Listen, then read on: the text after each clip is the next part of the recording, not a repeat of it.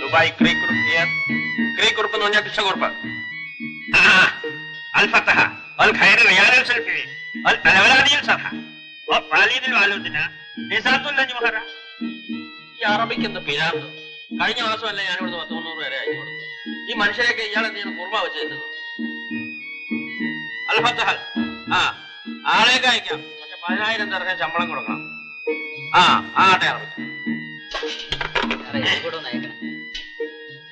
10,000 രൂപയല്ലേ തന്നുള്ളൂ. 5,000 രൂപയുടെ വേഗം കൊണ്ടു. അടുത്ത പ്ലെയിനിൽ തന്നെ അയക്കും.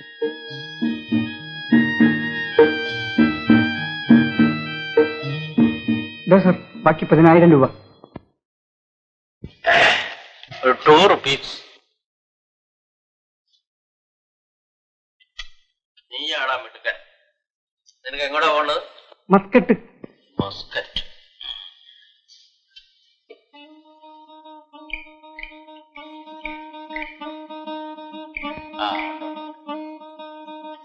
നിനക്ക് എന്ത് ജോലി അറിയാം?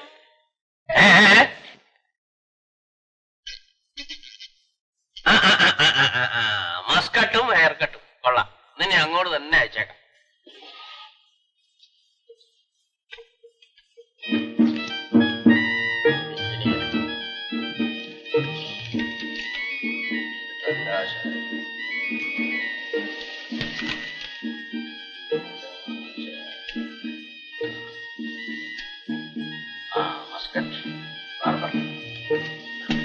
നാളെ തന്നെ പോയി പ്ലെയിനിൽ കയറി. സർ, എങ്ങനെയാ കയറേണ്ടത്? ഏണി വെച്ച്. പിന്നെ അല്ലാതെ എവിടെന്നാ കയറേണ്ടത്? ബസ് സ്റ്റാൻഡിൽ. അല്ല, പ്ലെയിൻ എടുക്കാന്ന് പോയി കയറി പോവാ. വേഗം ചെന്നില്ലേ പ്ലെയിൻ വിട്ടുപോ. ഞാൻ പറഞ്ഞു കച്ചല്ലേ.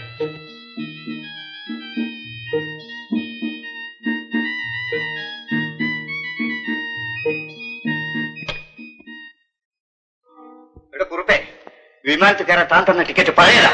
ആര് പറഞ്ഞു? ഞാൻ ഇതുകൊണ്ട് വിമാനത്തിൽ കയറാൻ ചെന്നപ്പോ അവരെന്നെ പിടിച്ച് പുറത്താക്കി. താൻ ഏത് വിമാനത്തിനാ കയറാൻ ചെന്നേ? തിരുവനന്തപുരത്ത്. നിന്നോടാണ് തിരുവനന്തപുരത്ത് പോകാൻ പറഞ്ഞത്? എന്നോട് ദുബായിക്ക് പോകാനല്ലേ പറഞ്ഞത്? തന്റെ വളച്ചിലൊന്നും എന്നോട് വേണ്ട. താൻ കറക്ക് കമ്പനിയാ. എനിക്ക് ദുബായിലും പോണ്ട, എങ്ങും പോണ്ട.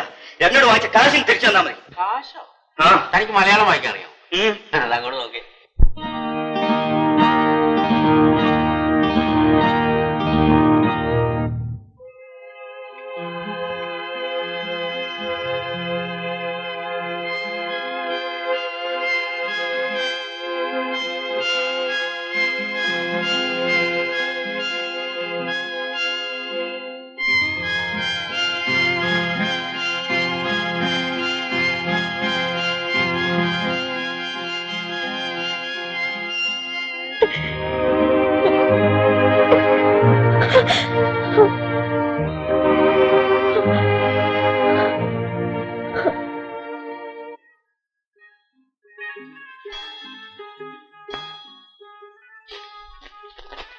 ആരാ എങ്ങോട്ടാ?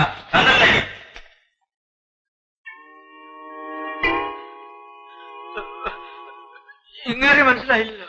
എന്റെ കയ്യിൽ നിന്ന് കാശ് വാങ്ങി ഓർമ്മയുണ്ടോ? പൈസയോ? ഞാനോ? എന്റെ പൊന്ന് സാറേ, അച്ഛനാണ്, അയ്യപ്പസ്വാമിയാണ്. ഇതിന്റെ പേര് പറഞ്ഞ് ഞാനൊരു 10 നയാ പൈസ ആരോടും മേടിച്ചിട്ടില്ല. ഇത് സേവനം. മനസ്സിലായി? തന്നെ അവസ്ഥ എത്തിക്കുന്നു. എന്നെയോ? എന്തിന്? അതെ, പോലീസിനെ ചെന്നിട്ട് പറയാം.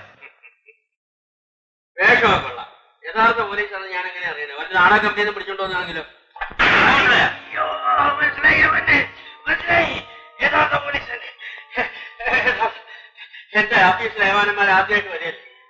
ഇങ്ങോട്ട് എന്താണ്, ഞാൻ കുടിക്കാനുണ്ടെങ്കിലും മേടിച്ചോണ്ട് വരാം.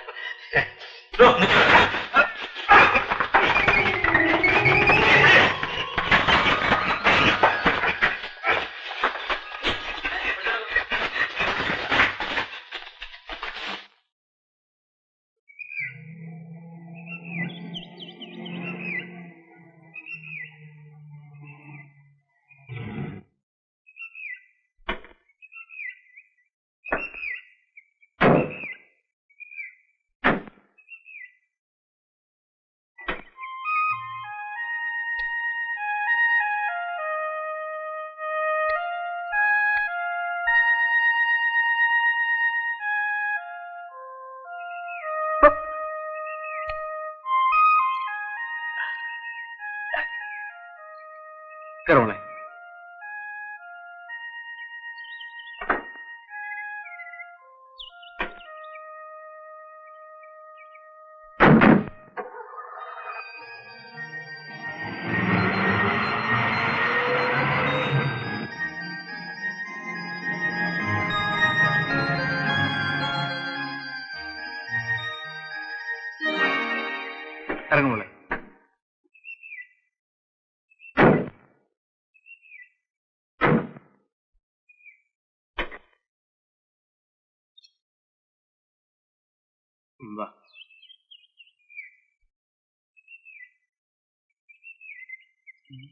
ഇവിടെ ആരും ഇല്ലേ?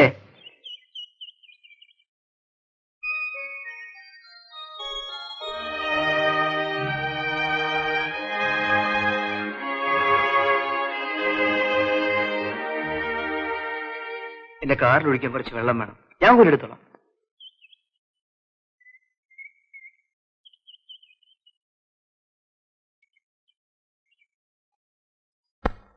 അയ്യോ മോളെ വേണ്ട, വീഴും. ഞാൻ പോരുത്തരാം.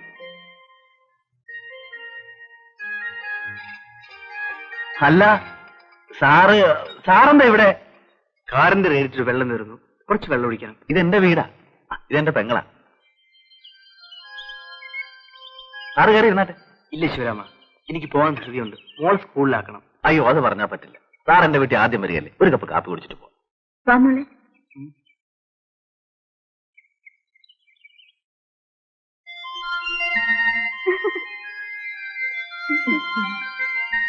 ബിന്ദുമോൾ എത്രയല്ല പഠിക്കുന്നേ? First standard.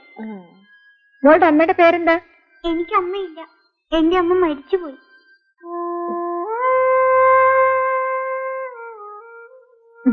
ബിന്ദുമോളെ ദേ വരുന്നു ഡാഡി. ഞാൻ പോട്ടെ ആന്റി.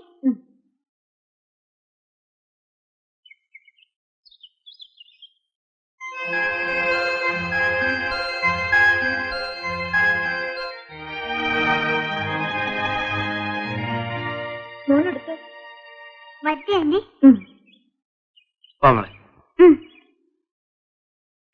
വരട്ടെ ശിവരാമ. വണ്ടിയുടെ കുഴപ്പമൊക്കെ തീർന്നോ സാറേ?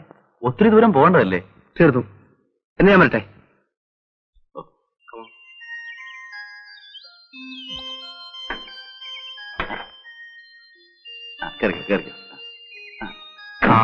മോളെ ആനിക്ക് ടാറ്റ കൊടുക്ക്. മോളെ ഇനിയും വരണം കേട്ടോ.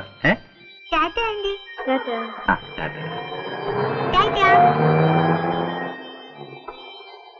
നല്ല മനുഷ്യനാ, പണക്കാരനാണെന്ന ഭാവമേ ഇല്ല. പാവം, ആ കുഞ്ഞിന്റെ അമ്മ മരിച്ചുപോയി.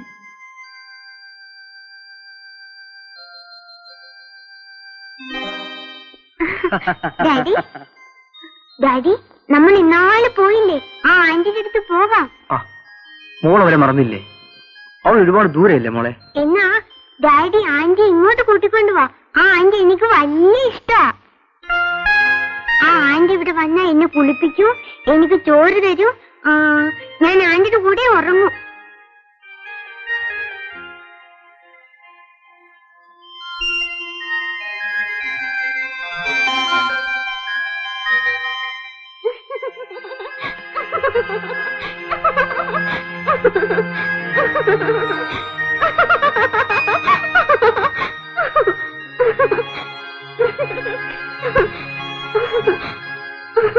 മോളെ മോളെ മോളെ. ഡാഡി, ഡാഡി, ആന്റി ഇവിടെ. ആന്റി.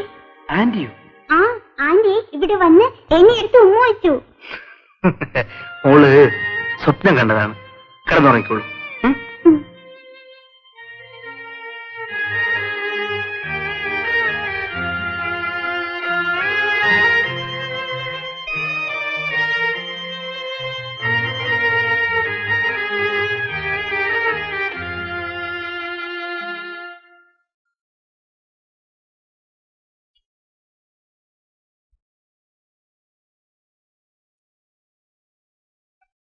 ഞാൻ ശിവരാമനെ വിളിപ്പിച്ചത് ഒരു കാര്യം പറയാനാണ്.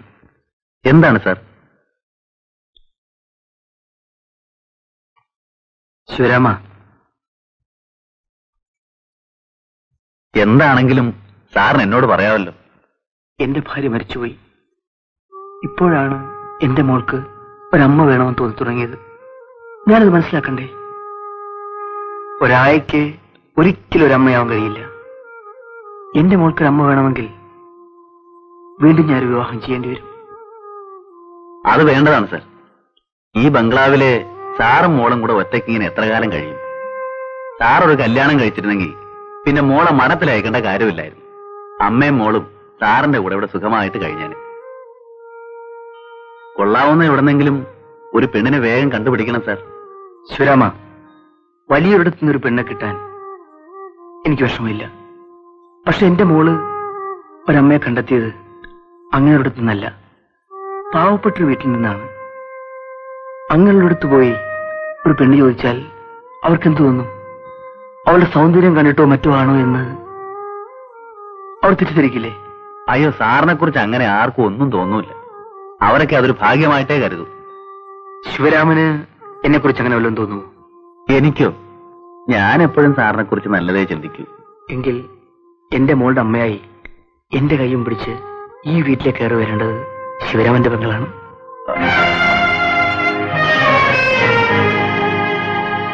എന്താ, ശിവരാമന് ഇഷ്ടമല്ലേ? സാവിത്രിയെ എനിക്ക് വിവാഹം കഴിച്ചെന്നൂടെ? എനിക്കൊന്ന് ആലോചിക്കണം സാർ. മതി, ആലോചിച്ച് പൂർണ്ണ സമ്മതമുണ്ടെങ്കിൽ മാത്രം ശിവരാമൻ സമ്മതിച്ചാൽ മതി.